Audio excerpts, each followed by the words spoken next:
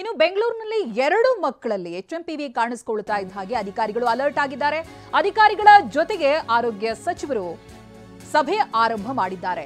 ದಿನೇಶ್ ಗುಂಡೂರಾವ್ ಸಭೆ ಕರೆದಿದ್ದಾರೆ. HMPV ತಡೆಗಟ್ಟುವುದಕ್ಕೆ ಸಭೆಯನ್ನು ನಡೆಸ್ತಾ ಇದ್ದಾರೆ ದಿನೇಶ್ ಗುಂಡೂರಾವ್ ಹಾಗೆ ಅಧಿಕಾರಿಗಳು. ಮಕ್ಕಳಿಗೆ HMPV ಪತ್ತೆಯಾಗ್ತಾ ಇದ್ದ ಹಾಗೆ ಫುಲ್ ಅಲರ್ಟ್ ಆಗಿದ್ದಾರೆ. ಒಂದು ಮಗು ಅಲ್ಲ, 2 ಮಗು. ಒಂದು 3 ತಿಂಗಳ ಮಗುವಿನಲ್ಲಿ ಕಾಣಿಸಿಕೊಳ್ತು, ಮತ್ತೊಂದು 8 ತಿಂಗಳ ಮಗುವಿನಲ್ಲಿ ಕಾಣಿಸಿಕೊಳ್ತು. ವಿಶೇಷ ಅಂತ ಹೇಳಿದ್ರೆ 2 ಮಕ್ಕಳಿಗೂ ಕೂಡ ಅವರ ತಂದೆ ತಾಯಿಗಳಿಗೆ ಟ್ರಾವೆಲ್ ಹಿಸ್ಟ್ರಿ ಇಲ್ಲ. ಆದರೂ ಕೂಡ ಈ HMP ವೈರಸ್ ಕಾಣಿಸಿಕೊಳ್ತಾ ಇರೋದು ತಲೆನೋವಾಗಿ ಪರಿಣಮಿಸಿದೆ. ಹಾಗಾಗಿ ಇದಾಗಲೇ ದಿನೇಶ್ ಗುಂಡೂರಾವ್ ಅಧಿಕಾರಿಗಳ ಜೊತೆಯಲ್ಲಿ ಸಭೆ ನಡೆಸ್ತಾ ಇದ್ದಾರೆ. HMPV ಬಗ್ಗೆ ಅಧಿಕಾರಿಗಳ ಜೊತೆಗೆ ಆರೋಗ್ಯ ಸಚಿವರು ಸಭೆಯನ್ನು ನಡೆಸಿದ ನಂತರದಲ್ಲಿ ಮಾತನಾಡಿದ್ದಾರೆ. ಬನ್ನಿ ಏನು ಹೇಳಿದ್ದಾರೆ ನೋಡೋಣ. ಬರುವಂಥದ್ದು ಕಾಣ್ತದೆ ಅಂತ ಹಿಂದೆಯಿಂದ ಇರುವಂಥ ಡೇಟಾ ಏನು ಹಿಂದೆ ಎಲ್ಲ ಪ್ರತಿ ವರ್ಷ ಸರ್ವೆಲೆನ್ಸ್ ಮಾಡ್ತಾರೆ. ಬೇರೆ ಬೇರೆ ಕಾರಣಗಳಿಂದ ಯಾರಿಗೆ ಇಂಥ ಈ ವೈರಸ್ ಇನ್ಫೆಕ್ಟೆಡ್ ಇಲ್ನೆಸಸ್ ಬಂದಾಗ ಸುಮಾರು 1% ಅಷ್ಟು ಇದರಿಂದ HMPV ಅಂತ ಬರ್ತದೆ. ಇನ್ನು ಬೇರೆ ಬೇರೆ ಟೆಸ್ಟ್ ಪ್ರಕಾರ ಬೇರೆ ಬೇರೆ ವೈರಸಸ್ ಅಂತ ಕೂಡ ಬರ್ತದೆ. ಸೊ ಅದು ಒಂದು ಆದ್ದರಿಂದ ಇದರಿಂದ ಒಂದು ಫೆಟಾಲಿಟೀಸ್ ಏನು ಭಾಳ ಕಮ್ಮಿ. ಅದು ಬೇರೆ ಸಮಸ್ಯೆಗಳು ಕೂಡ ಸೇರಿಕೊಂಡು ಅದರಿಂದ ಫೆಟಾಲಿಟೀಸ್ ಆಗಿದೆ ಹೊರತು ಇದರಿಂದನೇ ಏನಾಗುತ್ತೆ ಅಂತ ಏನಿಲ್ಲ. ಅದು ಬರ್ತದೆ, ನಮ್ಮ ಒಂದು ದೇಹದಲ್ಲಿ ಇರ್ತದೆ ಮತ್ತು ಸಹಜವಾಗಿ ಅದು ಬಂದು ನಂತರ ಗುಣಮುಖರಾಗ್ತಾರೆ. ಈಗ ಬ್ಯಾಪ್ಟಿಸ್ಟ್ ಆಸ್ಪತ್ರೆಯಲ್ಲೂ ಕೂಡ ಇಬ್ಬರು ಮಕ್ಕಳು, ಒಂದು 3 ತಿಂಗಳು ಒಂದು 8 ತಿಂಗಳು ಮಕ್ಕಳಿಗೆ ಬಂದಿರುವಂಥದ್ದು. ಅವರು ಕೂಡ ಒಂದು ಮಗು ಬಂದು ಡಿಸ್ಚಾರ್ಜ್ ಕೂಡ ಡಿಸೆಂಬರ್ ತಿಂಗಳಲ್ಲಿ ಆಗಿತ್ತು.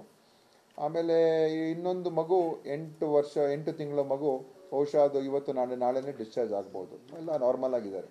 ಸೊ ಇದರಿಂದ ದೊಡ್ಡ ಮಟ್ಟದಲ್ಲಿ ನಾವು ಸುಮ್ಮನೆ ಭಯಪಟ್ಟು ಅಥವಾ ಇಲ್ಲಿ ಇದರಿಂದ ನಾವು ಆತಂಕಕ್ಕೆ ಒಳಗಾಗಿ ಏನೋ ಆಗ್ತಾ ಇದೆ, ನಾವೆಲ್ಲ ಭಾಳ ಎಲ್ಲ ಕಡೆ ಮಾಸ್ಕ್ ಹಾಕೊಂಡ್ಬಿಡ್ಬೇಕು, ಯಾರು ಓಡಾಡಬಾರ್ದು, ಏನು ಹೇಳ್ತಾರೆ ಲಾಕ್ಡೌನ್ ಮಾಡಬೇಕು ಅಥವಾ ಬೇರೆ ಬೇರೆ ಅದೆಲ್ಲ ಏನೂ ಇಲ್ಲ.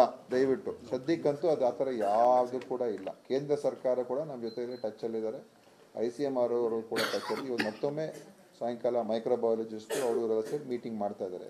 ಅಂದರೆ ಎಚ್ಚರಿಕೆ ನಾವು ಇರಬೇಕು ಅಂತ ಹೊರತು ಎಲ್ಲೂ ಕೂಡ ಭಯದಿಂದ ದಯವಿಟ್ಟು ಮಾಧ್ಯಮದಲ್ಲೂ ಕೂಡ ಅದೇ ನಾನು ಕೇಳ್ಕೊಳ್ಳೋದು. ಸುಮ್ಮನೆ ಅನಾವಶ್ಯಕವಾಗಿ ನಾವು ಇದನ್ನು ಬೇರೆ ರೀತಿ ಜನರಲ್ಲಿ ತೋರಿಸೋದು ಬೇಡ. ನಮ್ಮ ಎಚ್ಚರಿಕೆಗಾಗಲೇ ನಾವು ರಿಲೀಸ್ ಮಾಡಿದ್ದೀವಿ ಏನೇನು ಮಾಡಬೇಕು ಏನೇನು ಮಾಡಬಾರ್ದು ಅಂತ. ಅದು ಸಹಜವಾಗಿರ್ತಕ್ಕಂಥದ್ದೇ.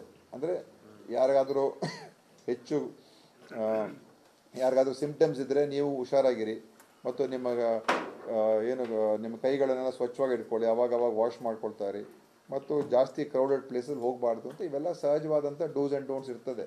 ಬಟ್ ಪಬ್ಲಿಕ್ ದಯವಿಟ್ಟು ಯಾರು ಆತಂಕಕ್ಕೆ ಒಳಗಾಗಬೇಡಿ, ಆರಾಮಾಗಿರಿ, ನಿಮ್ಮ ಕೆಲಸ ಮಾಡ್ಕೊಂಡಿರಿ. ಈ HMPV ಏನು ಡಿಟೆಕ್ಟ್ ಆಗಿದೆ ಇದು ಹಳೆಯ ವೈರಸ್ಸು, ನಮ್ಮ ದೇಶದಲ್ಲಿ ಇರುವಂಥ ವೈರಸ್ಸು ಮತ್ತು ಇದರಿಂದ ಯಾವುದೇ ರೀತಿಯ ನಮ್ಮ ಒಂದು ಇದಕ್ಕೆ ಜೀವಕ್ಕೇನು ಅಪಾಯ ಇದೆ ಅಂತ ಹೇಳುವಂಥ ವೈರಸ್ ಅಲ್ಲ.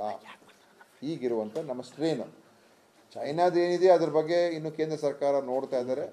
ನಮ್ಮಲ್ಲಿ ಇನ್ನೂ ನಮ್ಮ ದೇಶದಲ್ಲಿ ಯಾವುದೇ ರೀತಿಯ ಅದರ ಬಗ್ಗೆ ಇನ್ನೂ ಏನು ಬಂದಿದೆ ಅಂತ ಹೇಳೋಕ್ಕಾಗೋದಿಲ್ಲ.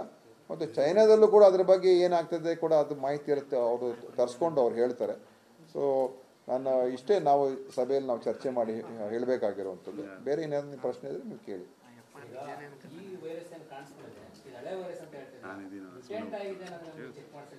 ಮ್ಯೂಟೇಟ್ ಅಂತ ಹೇಳಿದ್ರೆ ನೋಡಿ, ಮ್ಯೂಟೇಟ್ ಆಗುವಂಥದ್ದು ಅದು ನೀವು ಹೇಳ್ತಾ ಇರೋದು ಚೈನಾದಲ್ಲಿ ಏನಾದರೂ ಮ್ಯೂಟೇಟ್ ಆಗಿದ್ದು ನನಗೆ ಗೊತ್ತಿಲ್ಲ.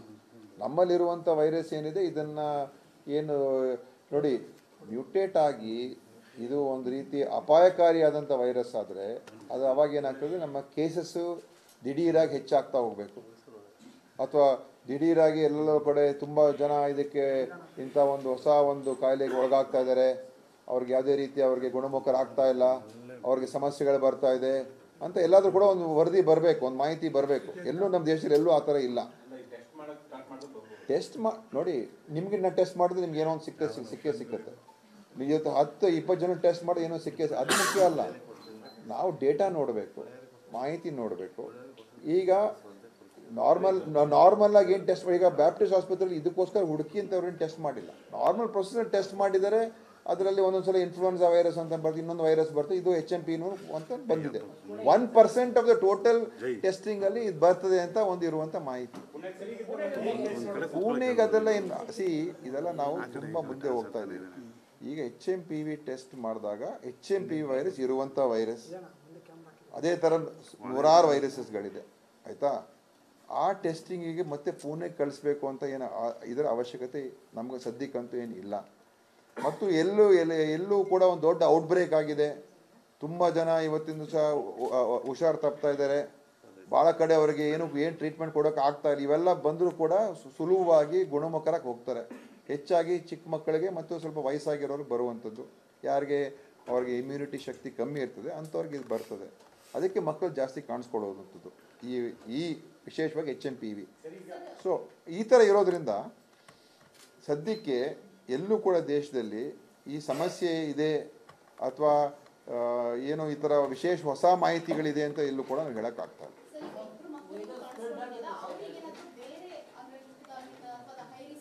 ಏನೂ ಇಲ್ಲ. ಹೇಗೆ ಕಾಣಿಸ್ಕೊಂಡಿದೆ ಅಂತ ಹೇಳಿದ್ರೆ ಅವರು ಇನ್ಫೆಕ್ಷನ್ ಆಗಿತ್ತು, ಆಸ್ಪತ್ರೆಯವರು ಲ್ಯಾಬ್ಗೆ ಕಳಿಸಿದ್ದಾರೆ. ಏನು ಅವ್ರಿಗೆ ಏನು ಇನ್ಫ್ಲೂಯೆನ್ಸಾ ಲಿಂಕ್ಡ್ ಹೇಳಿದ್ನಲ್ಲ, ಕೋಲ್ಡು ಕೆಮ್ಮು ಈ ಥರ ಇದ್ದಾಗ ಅವಾಗ ಈ ಥರ ಒಂದು ಟೆಸ್ಟ್ ಮಾಡ್ತಾರೆ, ಮಕ್ಳಿಗೆ ಟೆಸ್ಟ್ ಮಾಡಿಸ್ತಾರೆ ಯಾವ ಥರ ವೈರಸ್ ಇದೆ ಅಂತ, ಅದೇನಾಗಿದೆ ಅಂತ. ಅದರಲ್ಲಿ ಅವ್ರಿಗೆ ಇದು ಬಂದಿದೆ, ಬಂದು ಡಿಸ್ಚಾರ್ಜ್ ಆಗಿ ಹೋಗ್ಬಿಟ್ಟಿದ್ದಾರೆ. ಏನಿಲ್ಲ, ಏನಾಗಿಲ್ಲ, ಏನು ಸಮಸ್ಯೆ ಏನಿಲ್ಲ.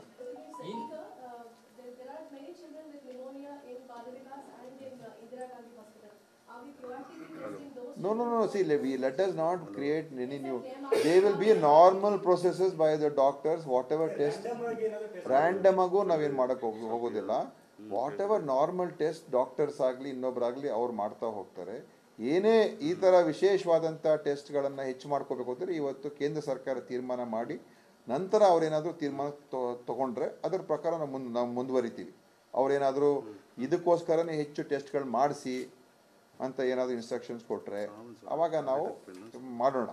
ಸದ್ಯಕ್ಕೀಗ ಏನು ರೆಗ್ಯುಲರ್ ಪ್ರೊಸೆಸ್ಸಲ್ಲಿ ಏನೇನು ಟೆಸ್ಟು ಯಾವ ಆಸ್ಪತ್ರೆಯವ್ರು ಮಾಡ್ತಾರೆ ಅದೇ ಮಾಡ್ತಾರೆ ಹೊರತು ಇದನ್ನು ಹೋಗಿ ಹುಡುಕಿ ಇದನ್ನು ಚೆಕ್ ಮಾಡಿ ಇದು ಇದೆಯಾ ಇಲ್ವಾ. ಯಾಕಂದರೆ ಇದು ಇರುವಂಥ ವೈರಸ್ ಇದೆ, ಹೊಸ ವೈರಸ್ ಅಲ್ಲ. ಕೋವಿಡ್ ವೈರಸ್ ಬಂದಾಗ ಇಡೋದು ನ್ಯೂ ಸ್ಟ್ರೇನ್, ಇದು ಓಲ್ಡ್ ಸ್ಟ್ರೇನ್, ಹಳೇ ಸ್ಟ್ರೇನ್. ಇದು ಇರುವಂಥ ವೈರಸ್, ಇದು ಹೊಸ ವೈರಸ್ ಏನಲ್ಲ. ಲಾಸ್ಟ್ 1 year ಎಷ್ಟು ಕಾಣಿಸ್ಕೊಂಡಿದ್ರೆ ಡೇಟಾ ನಮ್ಗೆ ಅಷ್ಟು ಸುಲಭವಾಗಿ ಸಿಗೋದಿಲ್ಲ. ಅದು ಯಾಕಂತ ಹೇಳಿದ್ರೆ ಇದು ಈ ಡೇಟಾ ಪ್ರತಿಯೊಂದು ಟೆಸ್ಟಲ್ಲೂ ಅದು ಸುಲಭವಾಗಿ ಸಿಗೋದಿಲ್ಲ. ಆದರೆ ಎಲ್ಲೂ ಕೂಡ ಇದರಿಂದ ಏನಾದರೂ ಅಪಾಯಕಾರವಾದಂಥ ಬೆಳವಣಿಗೆ ಆಗಿದೆ ಎಲ್ಲೂ ಕೂಡ ಆ ಮಾಹಿತಿ ಇಲ್ಲ.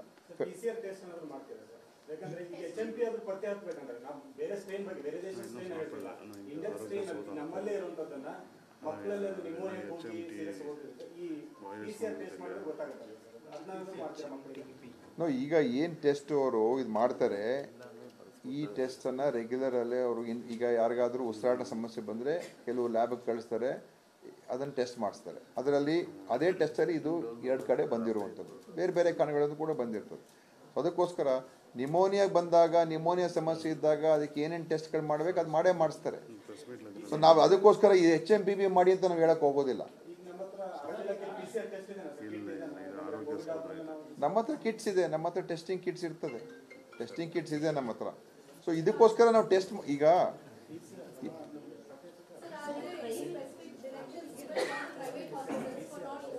no specific directions will be given as of now, because no such requirement is there as of now.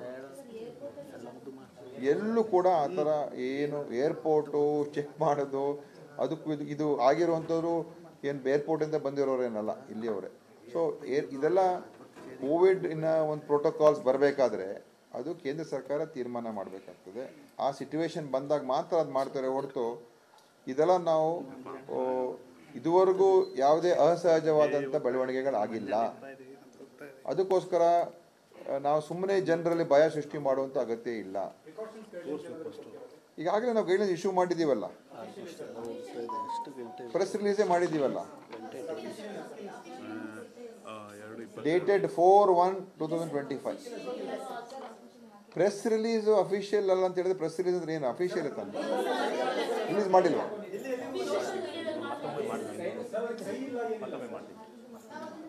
ಓ ಆ ಥರ ನೀವು ಓಕೆ ವಿತ್ ಸಿಗ್ನೇಚರ್ ಒಂದು ಮಾಡಿಸ್ತೀನಿ, ಇವತ್ತೇ ಮಾಡಿಸ್ತೀನಿ.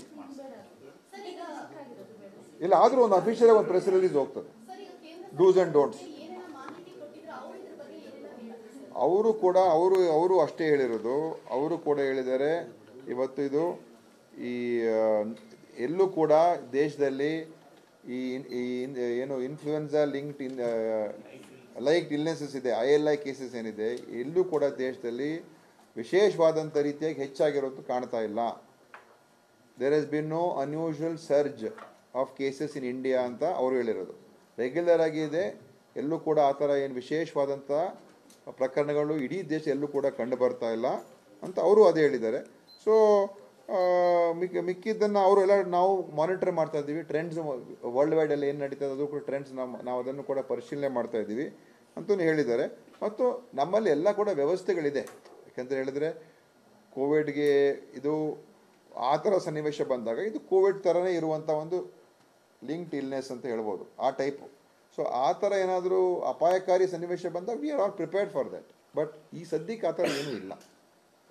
ಈಗ ಐಸೋಲೇಷನ್ ವಾರ್ಡ್ಸ್ ಮಾಡುವಂಥದ್ದು, ಟೆಸ್ಟಿಂಗ್ ಕಿಟ್ಸು ಮತ್ತು PPE ಕಿಟ್ಸು ಮತ್ತು RT-PCR ಏನೇನು ಬೇಕು ಅವೆಲ್ಲ ಮಾಡ್ಕೊಳ್ಳೋದಕ್ಕೆ ನಮ್ಮ ಸಿಸ್ಟಮ್ಸ್ ಈಗ ಆಲ್ರೆಡಿ ಇನ್ ಪ್ಲೇಸ್ ಇದೆ, ಮಾಡ್ಕೋಬೋದು. ಬಟ್ ಆ ಸಿಚುವೇಶನ್ ಇಲ್ಲ ಈಗ. ಸೊ ದಯವಿಟ್ಟು ನಾವು ಆ ಥರದಕ್ಕೆ ನಾವು ಅದಕ್ಕೆ ಆತಂಕ ಪಡಬೇಕಾಗಿಲ್ಲ ಅಂತ ನಾನು ಹೇಳ್ತಾ ಇರೋದು. ನೋಡಿ, ಯಾವುದೇ ವೈರಾಣು ಸ್ಪ್ರೆಡ್ ಆಗ್ತದೆ. ವೈರಸ್ ಅಂತ ಹೇಳಿದ್ರೆ ಅದು ಇನ್ಫ್ಲೂಯೆನ್ಸ್, ಅದಕ್ಕೋಸ್ಕರ ಸ್ವಲ್ಪ ಎಚ್ಚರಿಕೆ. ಯಾವುದೇ ಕಾಯಿಲೆ, ಈಗ ನನಗೂ ಸ್ವಲ್ಪ ಕಫ ಇದೆ ಈಗ, ಆಯಿತಾ, ನನ್ನ ಹತ್ರ ಜಾಸ್ತಿ ಬರಬೇಡಿ, ನೀವೀಗ ಸ್ವಲ್ಪ ದೂರ ಇರಿ, ಅಷ್ಟೇ ಹೇಳ್ಬೋದು ನಾವು. ಏನೂ ಇಲ್ಲ, ಏನು ಸದ್ಯಕ್ಕೆ ಅವೆಲ್ಲ ಸಹಜವಾದಂಥ ರೀತಿಯಾಗೇ ಇರಿ.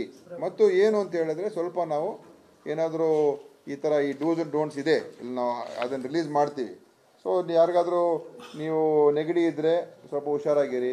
ನೀವು ಎಲ್ಲಾದರೂ ಆಚೆ ಓಡಾಡ್ತೀರಾ, ಸ್ವಲ್ಪ ಕೈಯನ್ನು ತೊಳ್ಕೊಂಡು ಹೈಜೀನಿಕ್ ಕಂಡಿದ್ರಲ್ಲಿ ಇವು ಉಪಯೋಗ ಮಾಡಿ. ಎಲ್ಲದಕ್ಕೂ ಒಳ್ಳೆಯದು, ಈ ಒಂದೇ ವೈರಸ್ಗಲ್ಲ, ಯಾವುದೇ ಬೇರೆ ಇದಕ್ಕೂ ಕೂಡ ಒಳ್ಳೆಯದೇ ಅದು. ಸೊ ಈ ಥರ ಹೆಚ್ಚು ನೀರು ಕುಡೀರಿ, ಒಳ್ಳೆ ಆಹಾರ ತಿನ್ನಿ, ಮತ್ತು ಜಾಸ್ತಿ ಇರುವಂಥ ಜನಸಾಂದ್ರತೆ ಇರೋ ಪ್ರದೇಶಗಳು ಹೆಚ್ಚಾಗಿ ಓಡಾಡಬೇಡಿ. ಅದು ಎಲ್ಲದಕ್ಕೂ ಕೂಡ ಅನುಕೂಲ. ಬಟ್ ಇದಕ್ಕೋಸ್ಕರ ಸ್ಪೆಷಲ್